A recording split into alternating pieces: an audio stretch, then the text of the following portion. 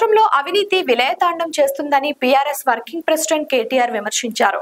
గ్రామ స్థాయి నుంచి సెక్రటేరియట్ వరకు అక్రమాలు జరుగుతున్నాయని ఆరోపించారు. సీఎం రేవంత్ రెడ్డి వేల కోట్లు సంపాదిస్తే వందల కోట్లు సంపాదించుకోవడంలో మంత్రులు ఉన్నారని ధ్వజమెత్తారు. తెలంగాణ భవన్ లో కేటీఆర్ మీడియాతో మాట్లాడారు. ఇందిరమ్మ రాజ్యంలో పారిశ్రామికవేత్తలు వ్యాపారాలు చేసుకోలేకపోతున్నారని విమర్శించారు.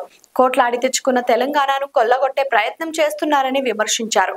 ఐఏఎస్ అధికారులు ఉద్యోగం చేసుకోలేక చేతులెత్తేసే పరిస్థితి వచ్చిందని మండిపడ్డారు.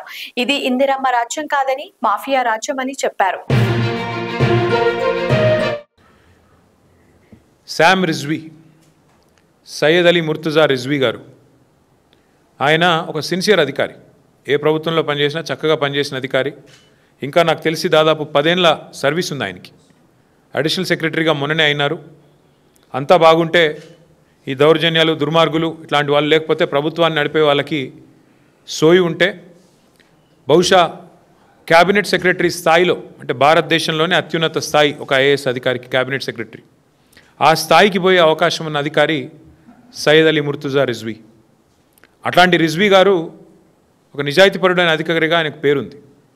అట్లాంటి రిజ్వీ గారు కూడా ఈరోజు దాదాపు 10 ఏళ్ల సర్వీస్ ఉండగానే వాలంటరీ రిటైర్మెంట్ తీసుకునే స్థాయికి వచ్చింది.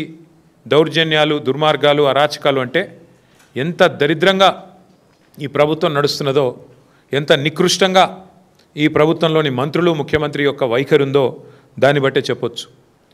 ముఖ్యమంత్రి గారి అల్లుడికి ఓ టెండర్ కావాలంట ఎక్సైజ్ డిపార్ట్మెంట్లో. మంత్రి గారి కొడుకేమో ఆయన కాకుండా ఇంకెవరికో ఇవ్వాలంట. సో ఇద్దరు పంచాయతీ అన్నమాట. ముఖ్యమంత్రి గారి అల్లుడు, మంత్రి గారి కొడుకు. 500 కోట్ల టెండర్ పంచాయతీ ఇది.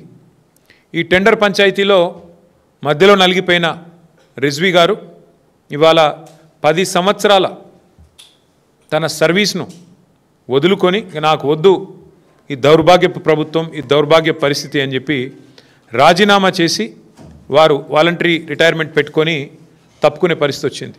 లైక్ చేయండి, షేర్ చేయండి, సబ్స్క్రైబ్ చేయండి. మరిన్ని వీడియోల కోసం బెల్ సింబల్ పై క్లిక్ చేయండి.